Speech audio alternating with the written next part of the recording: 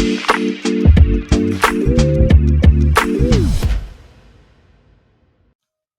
right, we're back here on the Chase Thomas podcast, where I am now joined by a first-timer over on DawgsHQ, the great On3 Georgia Bulldogs site. Jake Roos is here. Jake, good morning, sir. How are you? Hey, Chase, I'm doing well, man. Thanks for having me today, buddy. Thanks for being here, man. I feel like Georgia fans pretty content with how this weekend went, I imagine. Yeah, I think that there's definitely some confidence around the program after that performance on Saturday. Georgia fans, going into this, expected this to be one of the marquee games on the schedule, one of the toughest challenges Georgia would face all year. And the Bulldogs made pretty quick work of the Ducks. Felt like they kind of just picked up where they left off last season, and that's what everybody was hoping for. Certainly, that's what Kirby Smart's been hoping for. It's that rebuild or that reload, not rebuild mentality for sure. Was that about what you expected? What was your score going into this one? No, I predicted that Oregon would be able to score a little bit. I went with 38-21 on this one, Mm. and so they exceeded it on both ends. I thought, like a lot of people did, I think that going into this game, Georgia would probably run into some hiccups, probably be replacing a lot of guys on defense. That might create some holes. Dan Lanning, of course, was probably going to know those holes as well as anybody, given his experience with the Bulldogs and having recruited those guys, worked with them for several years. So, I thought that they might be able to exploit a little bit of that, but there was nothing to exploit on Saturday. Georgia just kind of picked up, plugged new guys in, and made it look like I said, a continuation from last year. And that has a lot of people really excited about the potential of this team moving forward. I thought it was interesting coming out of this one that being a Tennessee guy, it's interesting to, I think one of the crossovers, I was talking to Matt about this in the college football show yesterday, was that like Tennessee, the one thing that can bring Tennessee fans and Georgia fans together this year is that their two quarterbacks are the actual productive, efficient college quarterbacks that every like national person wants Spencer Rattler and Will Levis to be, where it's like we're just forecasting what they're going to be in the NFL and whether or not they can be a first round guy, that kind of thing. But in practicality, week over week, I mean, the efficiency from Hendon and from Stetson is just unmatched. That you know what you're getting. You're getting elite college quarterback play in the Power Five right now, week to week.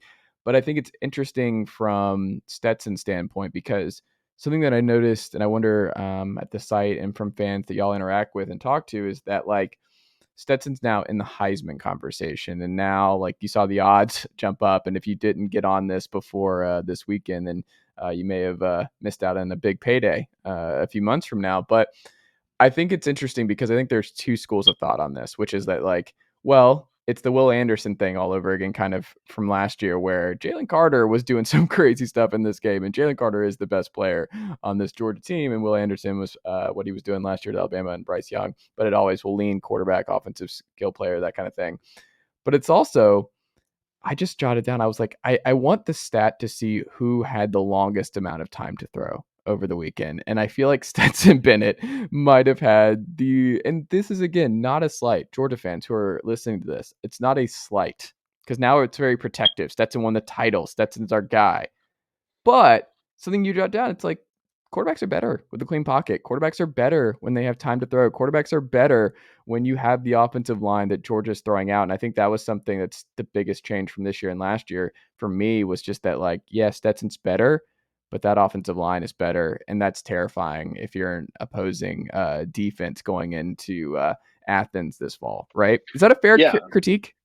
no, I think so. I think the offensive line. I mean, you came into this game with some questions on this offensive line. I don't know that you leave without questions in terms of Mm. who's going to be the long-term options at some of these spots. I mean, the guard spots, in my opinion, are still really up for grabs for Georgia. I think that they've got about 4 to 5 guys that they're rotating in and out. You saw a lot of Amarius Mims on Saturday coming in and spelling guys. I mean, this is a situation where they're trying to find 4 or 5 guys here that really gel and kind of get together. But look, everybody did what they were supposed to. Like you said, Stetson had all the time in the world, and to his credit as well, though, I felt like Stetson came in and played with a little bit more swagger than we've seen from him. Absolutely. He was. A guy who looked like he came into this year confident, and the confidence that you get maybe in knowing that you're the man now. You've got the job. This is the first time that we've in his 15 years in Athens that Stetson's been the starter for Mm. game one and the projected guy for the year. And so I think that probably boosted his confidence quite a bit. And I think that you saw that translate over to his play on the field. He was playing with a great command, making great reads, and seemed to just be out there playing a little pitch and catch. For me, you think back to what Bryce did against Auburn, right? Where he had to that was like one of those, oh, Bryce is different. He had to put the team on his back. That Alabama offensive line was not what it's been years past. Doug Marrone out after 1 year. They pulled the Kentucky offensive line coach to replace him and nip that in the bud because that's what Alabama does. Like, oh, this is a weakness last year. We're fixing that. We're not dilly-dallying around. Um, I just don't think if Stetson is going to win the Heisman, if Stetson's going to get there, it's not the Oregon game in week one that propels him. And it's not what we saw on Saturday. I think it's Mississippi State. That's what I've circled is the game against Mississippi State. And I'm curious for you, after what you've seen from Tennessee this past week, because if you look at Georgia's schedule, it was Oregon, it was Tennessee, maybe Florida, maybe Florida. We'll get to them. And then Mississippi State was the one that I had circled of like, I am very curious because of what Mississippi State Georgia looked like a couple of years ago. We know the record with Mike Leach coach teams when they have a third-year quarterback. Will Rogers put on a clinic against a good Memphis team over the weekend. They had the most returning production in the SEC from a year ago. I am very curious because I think that's his Heisman moment where he has to go throw for throw against Will Rogers. If he has to put the team on his back to survive and keep an undefeated type season against Mississippi State, that's when I think the Heisman moment will maybe come about, and I'll be a bigger believer. Is that fair? Yeah, I mean, I can see that. I think that I still have Tennessee and Kentucky circled as the two most interesting games Hmm. left on Georgia's schedule. I think that Georgia's offense is pretty well built, and especially given when they play Mississippi State, I Mm. think that they're going to have the confidence and the swagger needed. And I think that they've got the guys that can be able to control a lot of this. And I think that they'll have game experience under their belt as well. So Mississippi State looked great in week one, and I think is a talented team coming out of the West. Brian Kelly probably wishes he was coaching them right now, but I Mm. mean, it's I think that it's a situation really right now where those two still strike me as the most interesting because I think that they may be more complete teams Mm. than Mississippi State right now. I think Georgia will be able to answer defensively what Mississippi State's able to do offensively to some degree, and I really question Mississippi State's ability to stop Georgia's offense at this point in the year. More so than I do. I think Tennessee and Kentucky have a bit stronger defense, and I think that that's probably where it'll factor in. Interesting. When you think about the offensive line, we talked about that a little bit. What you mentioned rotating guys in at the guard spots. Who are you most excited about the rest of the way? Who's going to pop the most? The next Georgia great offensive lineman of that group. I mean, Broderick Jones, I think, has a Mm. chance to play himself into a high round pick. I think that he can be a first round guy if things go the way that they did on Saturday.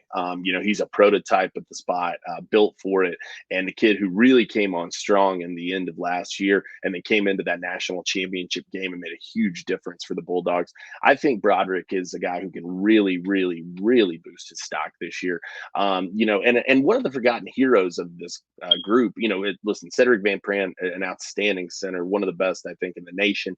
But one of the forgotten heroes I think of Georgia's whole offense to me is Warren McClendon at Mm. right tackle. I think he's a do-it-all guy, five position player. You could plug and play him wherever you needed him. You've got a prototype in Broderick, so you don't need him at left. But I feel confident he could step in and play there. I think he's a smart guy, great frame on him. I think Warren's a guy who has a chance to really boost his stock as well this year. Being a recruiting guy, me being a Georgia guy, go to Parkview and covering Friday Night Lights and everything here in the South each and every week. I saw a lot of Malakai Starks, and Malakai Starks was just going to be a player. And when you saw that he was going to Georgia, it was just terrifying. That he's going to be a player. That being said, Georgia's counting on, I mean, Kirby putting in 5-star true freshman. This is not a redshirt situation where he's counting on multiple 5-star freshmen coming right in and just fitting in. But Malachi Starks, obviously, with the pick, being used in a multitude of ways. What surprised you most about the way the Dawgs moved Malakai early on? And are you surprised that he excelled right out of the gate here? I'm not surprised necessarily that he made some good plays. What struck me was that he led the team in tackles, and Yeah. then that interception is one of the best you're going to see all season. I mean, it was a ridiculous play by him, and Hmm. so I think that it was a real testament to this kid's future and what Kirby and the team have seen from him. I mean, we were hearing back in spring that he wasn't maybe progressing in the way that they had hoped that he would in terms of Mm. it just wasn't coming to him naturally. They felt great about his athleticism, but was he picking up the scheme? This fall camp, I think everything got kicked into a different gear. And suddenly he's a kid who, going into game two, you feel like is probably the perceived starter for that spot all year. Whereas Dan Jackson was the guy who was kind of expected to hold that down. And then Malakai maybe come in later in the year and sort of, set the stage for next year. For him to come out and have that performance in game one, like you said, that's pretty scary, I think, for a lot of other teams to see a freshman do what he did, play as athletically as he did. Just going to be a great one, I think. And I knew a lot of people who felt that way. I felt that Malachi, sky was the limit kind of thing for him. I did not have on my bingo card interception and leading the team in tackles in week one. When you look at what the defense did against Oregon, I mean, Oregon did 300 over 300 yards total offense. They were able to move the ball a little bit. It was just Bo Nix is still Bo Nix, and there were some bad picks and things like that. But I'm curious, for someone who watched every game this past year of what Georgia's defense looked like, what's going to be the biggest difference with the defense this year based on what you saw against Oregon? What might be a weakness that Georgia fans should be prepared for? Is there a weakness that they did not have a year ago that you think might rear its ugly head in the weeks to come? The only real concern I have is the depth in the middle at middle Mm, linebacker. Last year you had three outstanding guys there in N'Kobe Dean, Quay Walker, and Channing Tindall. They were able to rotate those guys through, and then you had Jamon Dumas Johnson, who came on throughout the year, and you felt like was a good depth piece. Now he's leading the way. Smile Munden came in and played in this game and had a really good game. I thought was all over the field, looked very athletic. He's a long guy. I think that they really feel good about his future at that position as well. But behind those guys, I think the commodities are a little lesser known. And I mm. think that, you're talking about, is it Jalen Walker, a freshman that they turn to? How do they kind of balance this room out and make sure that those guys are getting the necessary breathers that they need in these close games that, they may run into down the stretch? I think that that's where the concern lies for me. I feel like they're deep at corner, safety, probably now with Malakai and Dan Jackson back there rotating around a little bit. That feels better. I was a little worried about that Chris Smith injury. It looked like he Mm. banged his shoulder up during that game, and I thought that could have been impactful for Georgia. You don't know that you have just a clear guy behind him. And really, with all of these guys going into this year, it's been about, not talent. Georgia's recruited great players, but it's about guys who've done it when the band's playing and done it when the bullets are flying. And I think that that's the concern that you have with this Georgia defense is, the talent is there. How will they continue to gel moving forward? If week one was any indication, I think they'll be fine. But is the depth behind them of the same caliber? Were you surprised at the run pass distribution on offense in week one for Todd Monken? Not really. I think that Georgia is a team that is very content to take what they get, and I think Mm. that they felt like they could exploit the pass game, and so they went with it. I think that when Georgia wants to turn back to the run game, they'll have the ability to do that. But I think that Oregon sold out to stop it. I think that they knew that that was going to be something that they would have to contend with if they didn't. I mean, and then Kenny McIntosh comes out of the backfield and leads the team in receptions and receiving yards. And so it's not like they were able to really contain the running back. It was just from a straight handed off standpoint, they were able to squelch that. But hey, look, if you're going to give Georgia 450 through the air, they're going to probably take that every game if they do, and they'll be content to sit back on the backs.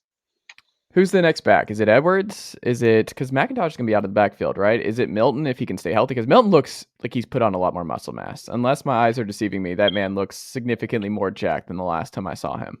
Yeah, I think they're neck and neck right now. I Mm, think I think Kenny's number one. I think that he brings the versatility that Georgia wants. To me, he's a guy who feels like what everybody thought James Cook should have been his whole career. Hmm. You saw it in week one. I think he's that type of player, a gadgety guy. And I think that used to be a negative word, and I don't mean it that way. It's just a guy who can do so many things for you that you Hmm. can't keep him off the field. I think Edwards and Milton are pretty neck and neck. I think Kendall's got a lot more power than Edwards. I think Edwards probably the more explosive of the two, probably the guy who is going to, maybe hit the hole a little faster. But to me, Kendall brings a big body and a lot of power from that running back position. I think that he's a guy who can be a bulldozer for the Dogs and a good change of pace back. And Hmm. so I think Edwards is somewhere probably in the middle between both Kenny and Kendall. I think that he's kind of the sort of the amalgamation of both, if you will. And so I think that Georgia's got some good options there. Now three's not super deep. They got Branson Robinson at the 4 spot, the talented freshman, but going to be interesting to see how they distribute carries moving forward. I still think Kenny's the guy to watch out for the rest of the year, just because I think he's going to be tough to keep off the field. Young player you're most excited to get some serious run on Saturday that you have not seen much of yet in a Georgia uniform? I'll be looking forward to seeing if Marvin Jones is a guy who can Hmm. live up to his hype. I mean, he's a 5-star guy. It was a big pull out of Plantation, Florida. Georgia felt good, and I think he's a guy who's like on the cusp of breaking through. I think that he's a guy who could really help them out because pass rush is at a premium always, and he's a kid who they believe can really help in that respect. The other guy I'm watching out for is a guy that is not talked about a lot because he wasn't one of the higher ranked guys. He played down in South Georgia, was a little hidden down there, and that's Darius Smith. I Hmm. think Darius Smith is a guy that people will know before the end of his career in a big way. Somebody sent me a picture of him the other day. I mean, his arms were down to his kneecaps. I mean, this kid is long. I'm not kidding you. I'll send you Hmm. the photo. I'll Yeah. send you the photo. I'm not exaggerating. I mean, this kid is long as the day is, man. Hmm. And he is. You're talking about a guy who was a track star, a championship contender in Georgia high school track at 6'5", 225, Where'd he go? and he was out of Appling County in Appling. Baxley. Okay. Yeah. So I mean, he's buried down there. I mean, it's not like Hmm. it's the easiest place for people to get to, but Yeah. I think that kid sky's the limit for him. Offensively, I'm looking at Ernest Green. I really want to Hmm. see a lot of Ernest on Saturday. I think that he's probably of Georgia's offensive line class from last year, the crown jewel without a question, and a guy that we've heard really nice reports about coming out of practices, even in the spring and in the fall too. I think that he's a kid with a very bright future on the Georgia offensive line. It's funny how that works in recruiting, right? Where I think Cam Seldon would have been a much bigger name if he had been in an easier place to get to, and Tennessee just kind of looked out being in location and sending the right guy to the right time, and they're like, oh yeah, this town of like 700 people over here pushed away in the middle of nowhere, Virginia, and it worked out. And like Cameron Seldon, I'm very excited about coming Absolutely. into this fold next year. But that is interesting. Speaking of recruiting, we'll end here, Jake. So when you look at this fall and some early tape, high school football has been underway for 3 weeks here in East Tennessee. I guess the schedule is the same still in GHSA, right? They've been 3 weeks. Which Georgia target has you most intrigued and has put up some tape where you're like, ooh, this is interesting. He's different than a year ago. Ooh, different than a year ago. That's interesting to think about. I mean, the guy I was going to say initially that I'm Mm. probably most excited about is Tyler Williams Hmm. out of Lakeland, Florida. This is a kid, man. I tell people, I just say, go turn the tape on, because to think that this kid has only been playing football for a couple of years with the Mm. frame that he has, the awareness that he has, this kid was destined for basketball, so he thought. He was going to Mm. be a hardwood star, and he's translated so much of that over to the football field. He is an athletic freak and a matchup nightmare. I think that Tyler Williams is a guy that is going to really put some people on notice the rest of this year, and going to be fun to watch for sure. I think that he's the guy I probably got circled highest on my list. Outside of him, gosh, you know, Jalen Hale looks good. Georgia's got to get out and find a running back. Jamarian Wilcox is a guy to watch out of South Mm. Paulding in Atlanta. He's had a really strong start to his year, and I think can play himself into an offer if he's able to keep his foot on the pedal. So, I think that look, it's Georgia high school football, man. I mean, it's the best of the best. And I think that there's some guys that we're going to see bloom in this class. I think that they're guys that are kind of on the cusp of breaking through and are showing it in these early goings that they're ready for their moment. Do you think Hobbs ends up at Georgia or no? I think that that's a very possible thing at this moment. I had a chance to speak with him last night, and he was Mm. very complimentary of what he saw. He's got family in the Atlanta area; that's always beneficial. But Hmm. really, for me, the big sell, the big thing that I think helps Georgia the most is they're getting the final OV. And I Okay. think that being later in the season, I think that that's going to really be a big boost for him and their chances. I think that Hobbs is he's as high on the defensive line board, I think, right now as about anybody for the Georgia Bulldogs. Yeah, Tennessee and Georgia are in a dogfight for Hobbs, it seems like. And last thing, this is because I'm curious from your perspective. Ricky Gibson, who I just penciled out, like once Georgia was going hard after him, it's like, okay, we're not getting Ricky Gibson either. And just really starting to worry. It's like, can Tennessee just have one corner? Can we have one corner? And he's interesting. Like, what should Tennessee fans feel most excited about when it comes to Ricky Gibson? And were you surprised he did not end up at Georgia? I was a little surprised. I mean, we felt like he was trending Georgia most of that week, Mm, moving into it. And I think it changed about 2 to 3 days out. mm, But, Ricky Gibson, I went and watched the tape and I see what everybody else is seeing from him, man. I mean, mm, again, I go back to that word versatility. And I think in mm. today's college football world, that's the big thing is, how can we utilize this guy in many ways? I mean, he's a guy who, played both sides of the ball very effectively, and I love a corner who plays wide receiver as well. I Mhm, think it gives him a different perspective on the game. I think that makes him a more heady guy, gives you a chance to kind of anticipate a little bit better. mhm, But I think that Ricky Gibson's a good player, man. I think that he's a guy that look, you don't get Tennessee and Georgia knocking on the door. If you're a Sun Belt guy for the mm. most part, other than Lad McConkey maybe. But I think that Ricky was a good pull, and I'm sure Georgia would definitely probably welcome him back if he was interested in exploring his options further. Well, Ricky, a noted long-term listener to the podcast, Ricky Gibson, just disregard that last little bit from Jake. Georgia's moved on. It's a done deal. Don't worry about it. They have enough.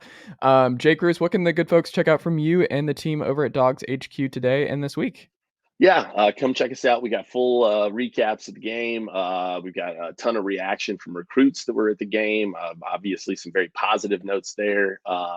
We're running a great special right now, too. It's $1 for 1 year over at Dogs HQ. We just added Jake Rowe, one of the premier team beat writers on Georgia's beat, and a good friend of mine. I'm so happy to be working alongside Jake.